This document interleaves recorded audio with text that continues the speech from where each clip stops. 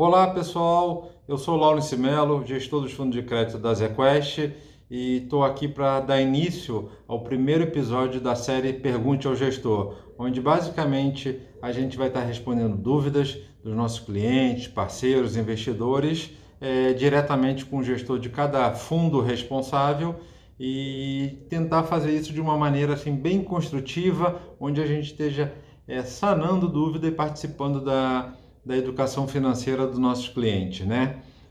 Obrigado pela atenção de vocês e hoje eu estou aqui para falar do fundo de debêntures incentivadas, que basicamente a gente vai tirar as dúvidas, principais dúvidas de quem está começando ou de quem já tem algum conhecimento, mas ainda quer se aprofundar nesse tipo de investimento.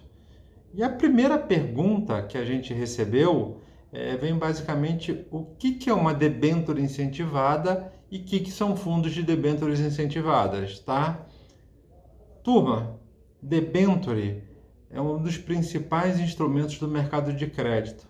Ela é basicamente um contrato entre investidores e a empresa, onde a empresa está captando recursos, pegando o empréstimo do mercado financeiro de capitais, né? E onde nesse instrumento tem dizendo a taxa de juros, prazo de vencimento, o tamanho do empréstimo que ela está pegando, e isso tem uma particularidade que as debêntures elas são divididas em unidades. Então, cada título representa uma porção desse empréstimo. O detentor de cada um desses títulos tem um pedaço do seu dinheiro emprestado para a empresa. Basicamente, isso é o que é debêntures.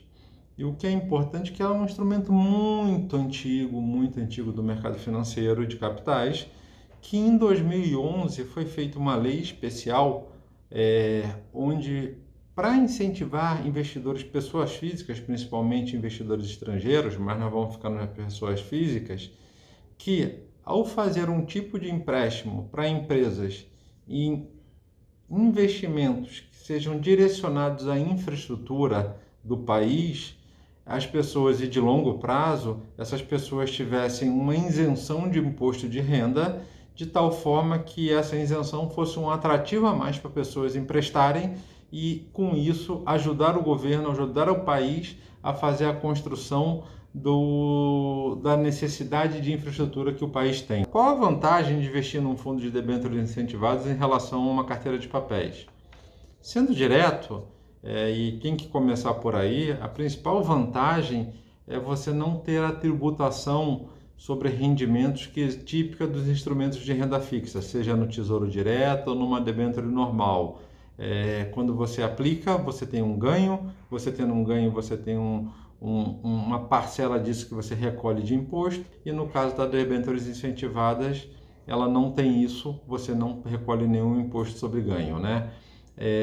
O segundo ponto que eu acho muito importante mencionar é a proteção que os ativos têm em relação à inflação. A grandíssima maioria das debêntures incentivadas emitidas no Brasil são ativos linkados ao IPCA, que num cenário turbulento, como nós estamos aqui no final de outubro de 2020, onde você tem um aumento da inflação corrente no Brasil, esses papéis têm uma característica um pouco defensiva, mais defensiva até, em relação a capturar esse aumento de inflação e manter o poder de compra do investidor.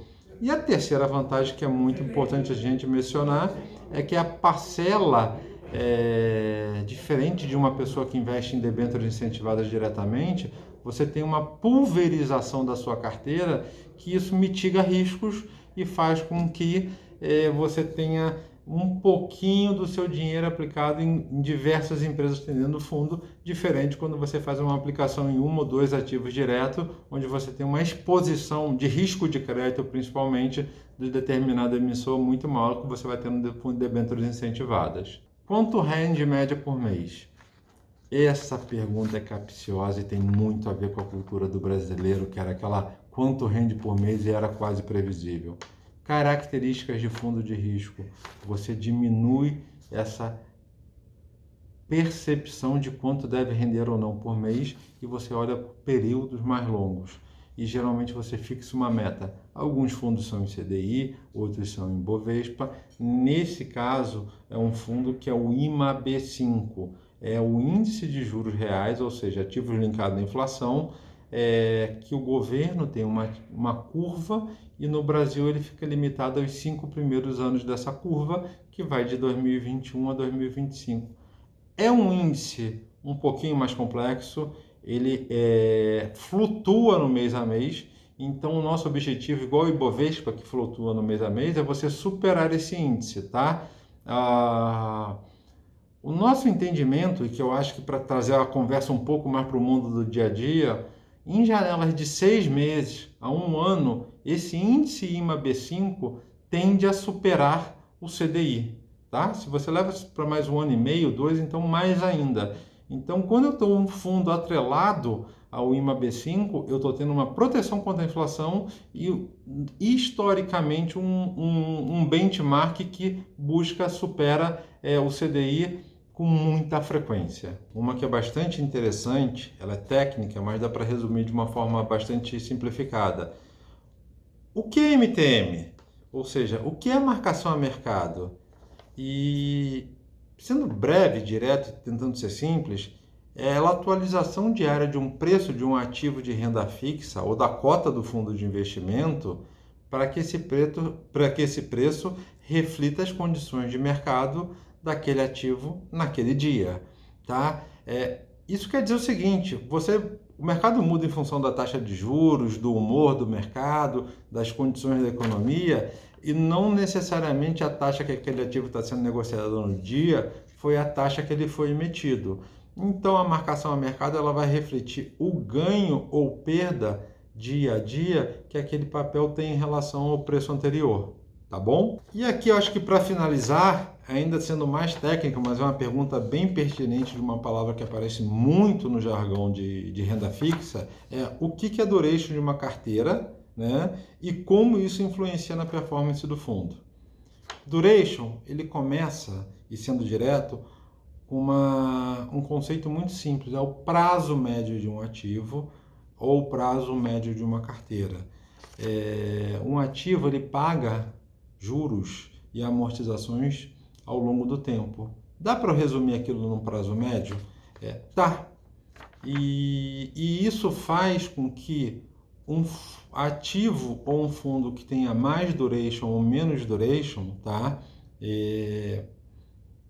Ele oscile mais ou menos com a variação da taxa de juros no mercado.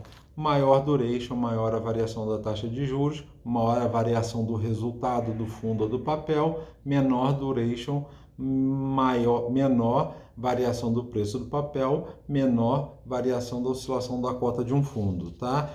Esse duration que eu mostrei é o duration simples, que é o prazo médio, e você tem um outro jargão só para conhecimento adicional, que ele é ajustado às condições de mercado no preço, e é isso que faz refletir a variação do preço de um papel em função da variação do preço dele no dia.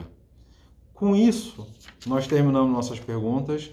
Na bio tem mais perguntas que foram feitas e a gente preferiu deixar como resposta para escrita. E sintam-se à vontade e à disposição para entrar em contato com a gente, com a nossa equipe comercial e tirar suas dúvidas. Até a próxima série. Tchau, tchau, gente.